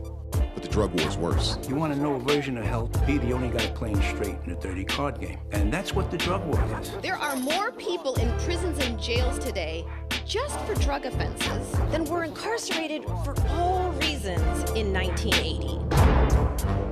Me being here is defying all odds. People don't get federal life sentences and beat them. We've been spending billions and billions and billions of dollars every year on this war on drugs to find out that the government was involved. That's pretty astonishing. Crack in the system. This is Los Angeles. Even if the government just turned a blind eye and didn't do anything about it, then you have to start questioning the whole system. Yeah, we did that doc. We did that doc last year, and it just really the just point, man. Like the projects, you know, when you look at the East Side, those were manufacturing houses, and I really saw the difference between Rick and his brother. You know, his brother's a little bit older, maybe about 58 now, and those people that are 58, they were able to work in factories, the edge of it, and get garbage jobs. By the time that Rick, who's 52, and those were good jobs. Those were good jobs. A garbage man, you can own a house. By the time Rick, who's 53, just like my pops, you know, by the time they came of age, literally, garbage jobs had been privatized, and also a lot of the factories had left. And so you left like this glut of just people. And then they took those houses that they had actually made for the Boeing factories, for the factories out there on the East Side, and just made them into condos, into projects. Projects, damn.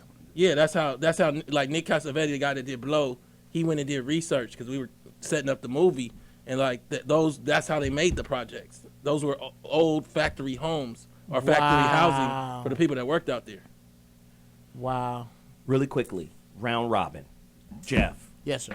Your definition or your explanation that describes the difference between niggas and black folk right now. Okay. 30 seconds. 30 seconds. One, there are a couple of definitions for the word nigga.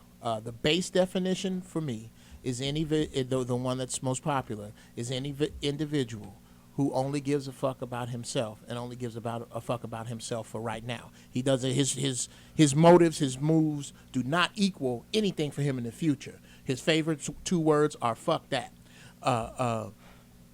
When you gonna get your car in your own name? Fuck that, nigga. I got that car in my mama name. Okay, that's one version of nigga. That's a nigga.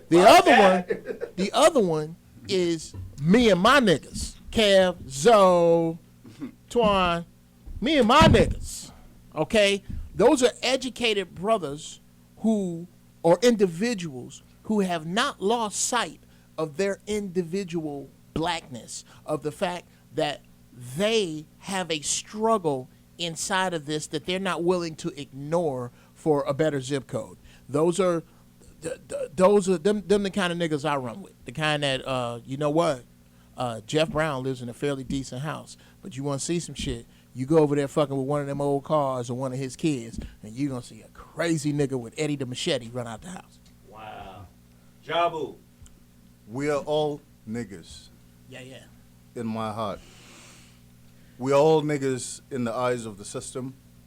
The only difference is economic power. There are those niggas with economic power who need to help the other niggas who don't have economic power.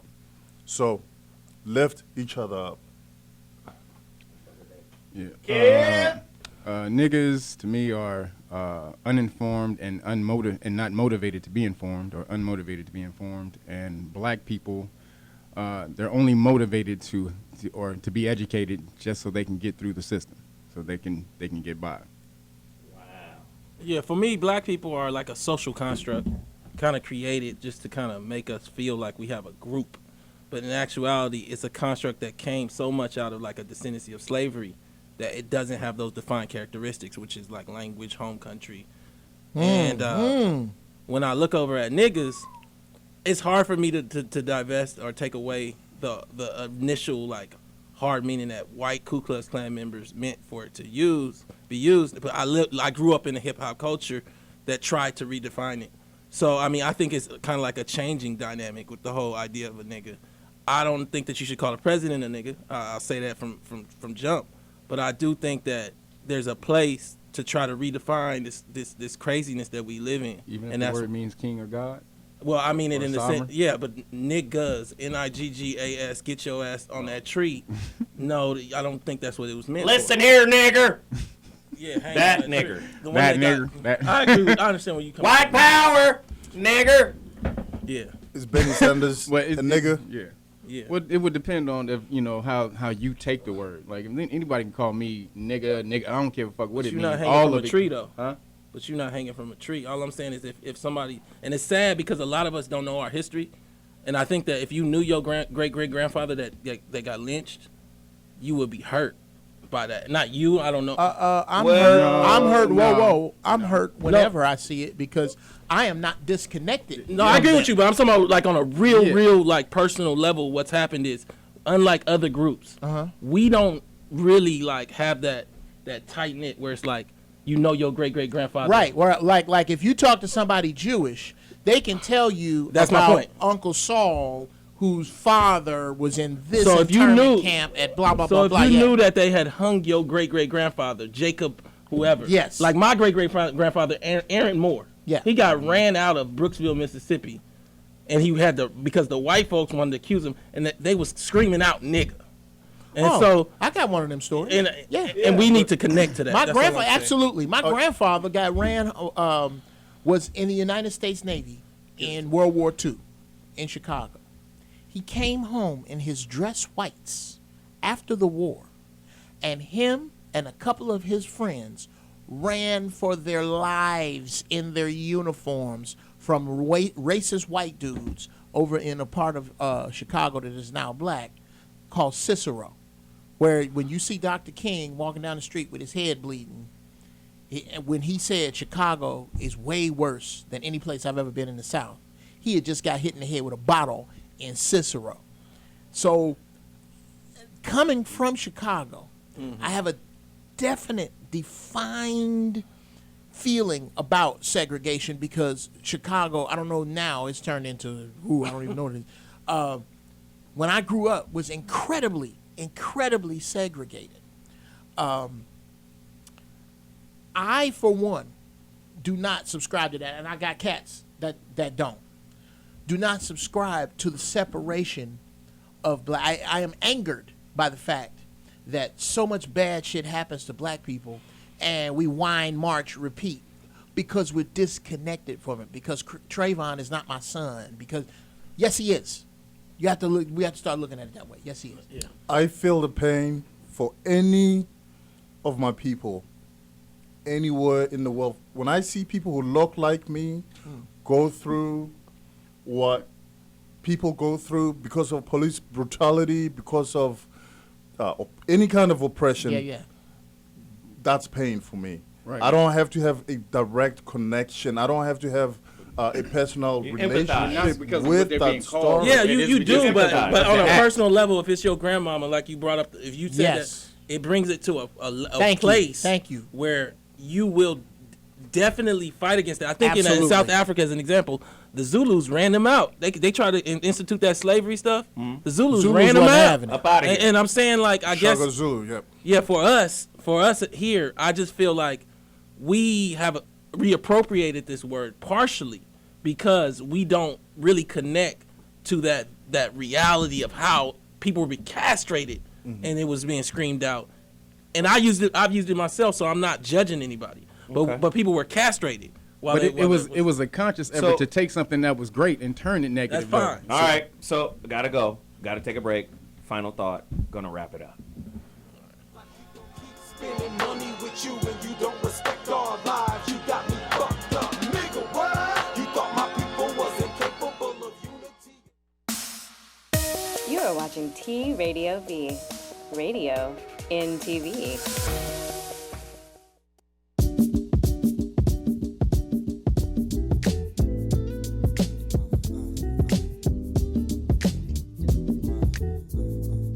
In Chapter 10, we talk about the difference between being embittered, embattled, or embittered. So, if you're embittered, of course you're holding on to things. You're resentful. You're resistant.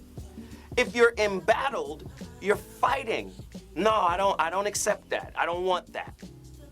But if you're open and you're allowing the process to unfold and flower within you and beyond you, you have an opportunity to become embittered. Chapter 10 goes into detail on how to stop being embittered, how to stop looking for the win by being embattled, and how to evolve and expand to a space of embitterment. I mean, it's an incredible work, man, and I'm excited about it. You've been chasing after short-term pictures. I can't make you turn up. I'm Laura Samoza. I'm Sterling Gardner. And we are Between the Sheets every Monday here, 3 p.m., tradiov.com. T-Radio V. That's right, it's T-Radio V, radio in TV.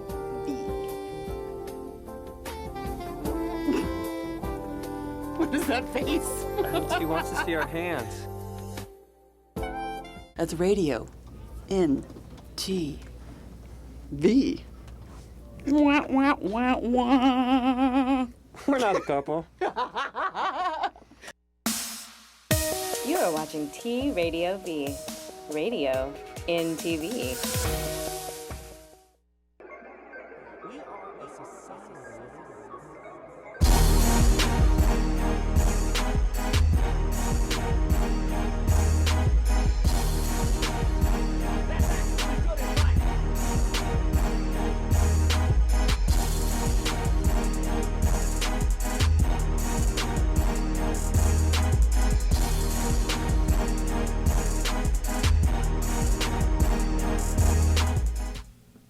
Fuck. This is a tough conversation to have, but I think it's a needed one.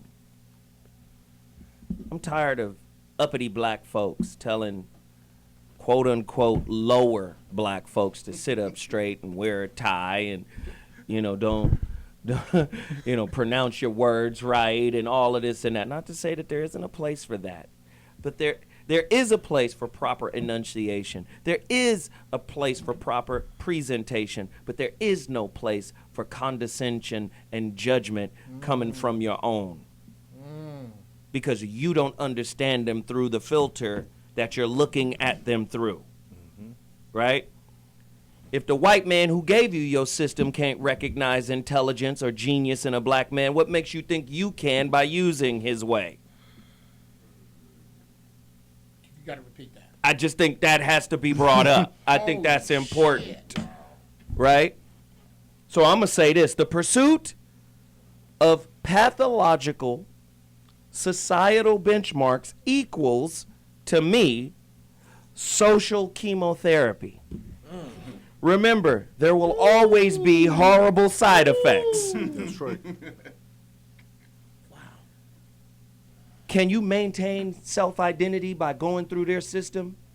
Like an Indian can when he comes from Pakistan or India to get this education and go home with the knowledge? Get him. Like an African can when he comes here and gets the information and then go home with the knowledge? Can you maintain your self-integrity, your pride? No, you can't, because you're bereft of it to begin with. And you're looking at what they're offering as Noah's Ark in your fucked up life.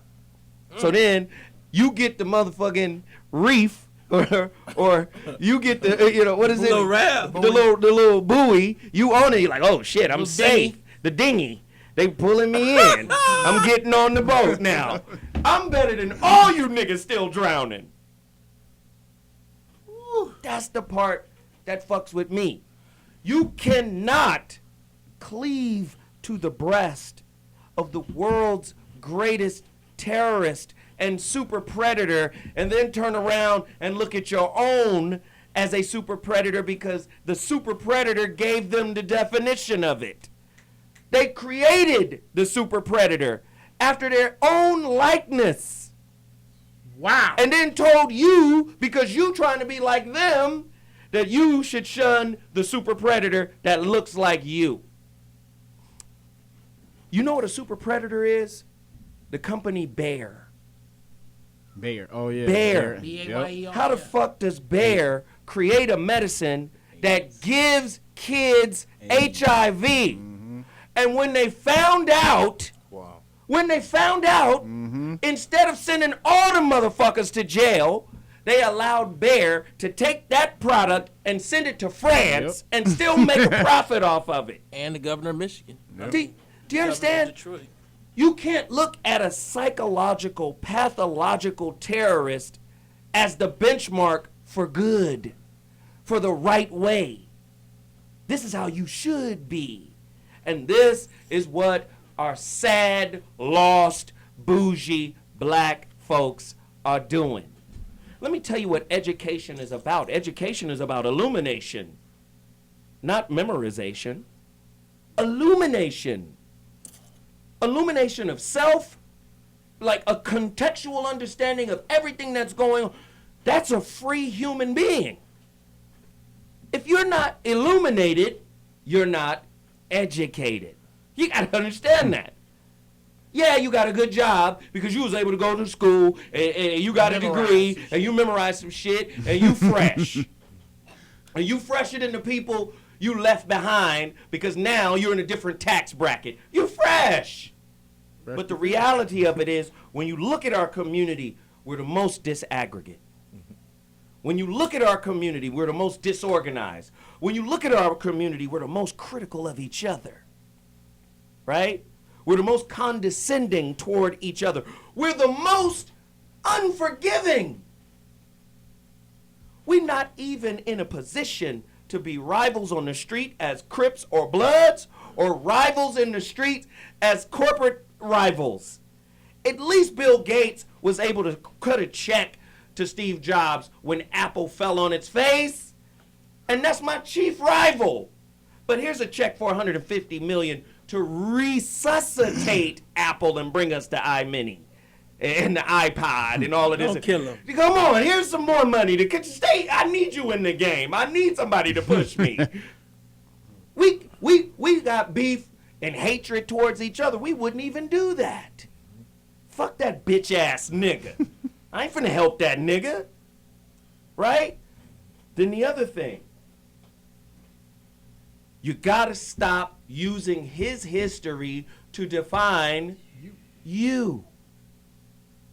Don't stop at Spain for what the word nigga mean. Well, you know, that was a hard time in our history. Our history is a book that never ends. If you compare African history to any, even China can say we 5,000 years old. China is a baby. China's a zygote compared to African history. It's a zygote. Nobody is older. But what they got, bougie and otherwise, niggas doing is stopping in their paradigm with their storytellers. His story. Right? History, his story about you. This is his interpretation. Nigger means ignorant, according to you. But we done showed you if you go back to Africa, if you go to Asia, if you go to India. What? It means God? Stop. Slavery was how long? 400 years. Let's just give them 500. France or Spain was under Moorish rule twice that. Yes. 900 years. We got so much history and so much knowledge. That's why they're working overtime to get you to believe the way they want you to believe. Because they want a certain type of nigga that assimilates into a system that is sick, that will constantly keep the division alive. Mm-hmm. The word Negro, to darken, means black. So I guess I'll denigrate you. The word denigrate, the root word is negro, to darken. To sully. We're going to sully you. We're going to make sure that soot is never good. The color of it. Dudes reached out to me last week from Pasadena, sent me an email. You from Pasadena? I saw one of your videos. This dude is a gang member. He said, dude, I need you to come to the city and help us because we in trouble. Nobody else will fuck with us, is what he said. Ain't no bougie black people out here helping us. Nigga was damn near banging on me. Nigga, hey, nigga, shit, nigga. You from Dina, nigga. You should come out here, nigga, and help your folks, nigga. And he was surprised that I hit him right back. I didn't even read the whole email. I hit him right back with my number. He was like, I didn't know you was going to call. I said, well, what's happening? What we going to do? He was like, let's, whatever, man. I don't know where to start. I said, well, let me come out there and meet with some of your folks so we can stop whatever y'all doing that's negative. If it's killing each other, let's all sit down and talk about it. That's what's got to happen, whether you consider yourself a nigga or an upwardly mobile black person who's progressive of the millennial movements of success. Whatever the fuck you want to call it. But when do we put aside his definition of us? Hollywood keeps niggas sucking dick. Did I say something wrong? Hollywood keeps niggas sucking dick. It keeps niggas capitulating. It keeps niggas quiet and meek and humble because a TV gig on NBC, that check could change my life every week. My life has changed every week. Do you understand what I'm saying? You're right. So as long as you got a price, you are a nigga according to the white man's definition of it. When you refuse to sell your integrity on the open market, you now become the Niggaz in the building. That's right. The knock. That's what's important. If we're not doing that, we got problems. We got societal cancer. I'm Zoe Williams, and that's my final thought, man. Body protector, Zoe. Body protector. That's what we got to do. Yeah. Before we do that, we got a couple minutes. Everybody say what they're going to do, where they can be found, and promote all the stuff you got. Yeah, this is Antonio Moore. Definitely check out my YouTube channel, Tone Talks, TONETALKS. I have a piece on the cover of the Los Angeles Sentinel's website. Check that out. One of the biggest black papers on the West Coast, LA Sentinel. Inglewood. Locked Out. It's called Locked Out. Check that out. Absolutely. Kev? You guys can go to realniggas.com. It's just been put up. So grab those Dragon Moore shirts and all rights reserved shirts. As you've seen, Zoe is Dragon Mooring off today. Also, you guys can go to 3beatbootcamp.com and if you want some training or learn how to box. Excellent. Jabu. Transformative artist. I'm all about change. My art is all about changing the globe. So support me. Go to artistjabu.com. Love it, love it, love it, love it, love it, love it. And Jeff Brown. I ain't doing shit. Hey, Everybody else last doing Wednesday your shit was fly though. Thank you. And you Shout got out to tell Dallas people when is the next date. It's every other Wednesday, so not 2 days from now, 9 days from now. Dynamite show. 7:30. Roscoe. 7:30's be there at 7:30. No, that's 7:30 Broadway. Oh, 7:30. Oh yeah, you need Long 7:30 Beach. East Broadway, Long Beach. You know my shit better than me. But yeah, that's what you need to website. And wherever you going with them them brothers, bro, holler at me. I want to go. You and Dina, we'll go together. Come on, we'll go. Jabu? Can you have him pull up my website so they can see it? He did that. You got that? Quick. He already did that. Thank you. Oh man, these are professionals right here. That's right. And now wait, hold on. Let me promote my shit. How about that? Can I?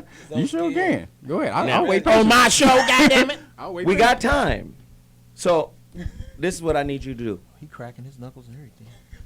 Everybody who contributed, there was 356 contributors to my Indiegogo campaign. We hit 15,000.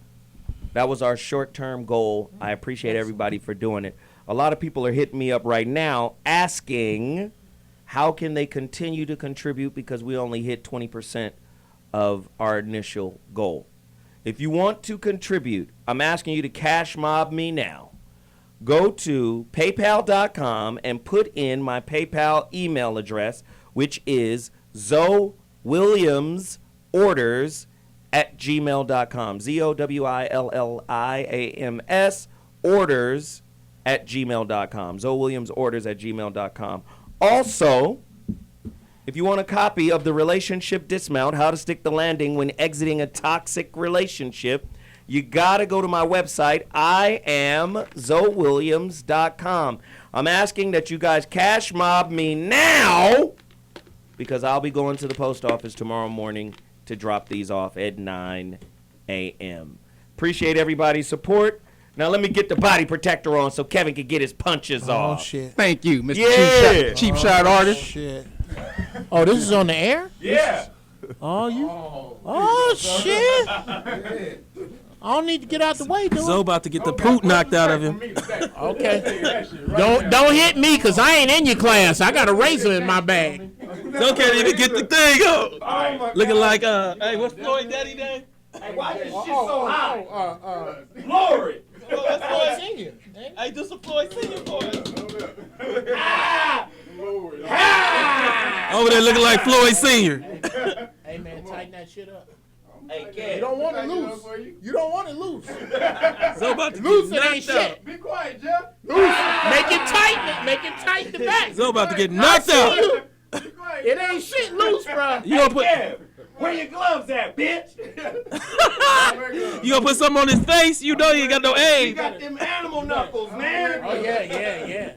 He got them ashy ass. You ever seen Kevin's hands? Kevin light his cigarettes like this. Let's go. Right here. Ha! The wall? Hey, I need to brace myself, bitch. Against the wall. All right, go ahead. This is hilarious. You want straight punches or can I get Just do it. Straight punches. You gave me uppercuts, man. I want you. You gave me uppercuts. I want you to punch. Rock'em sock'em. You think you gave me uppercuts? Come on, no uppercuts. Inhale. Zoe, inhale when you see him coming. Inhale. Inhale. Oh. Inhale. Man, that was whack. Nigga, you punch soft in a motherfucker, nigga. That's how niggas talk after. Hold on, fam. That's not what you did to me. You niggas eye hanging all down. We'll see you next week. The Zoe Up Morning Show. Taking blows, nigga. Conceptual thoughts to improve my strategy. I write the history too. Some people try to come through and rearrange my mentals to something like an alternate state that I get into to show and prove. I realize my potential. It's elemental, free to believe what you into.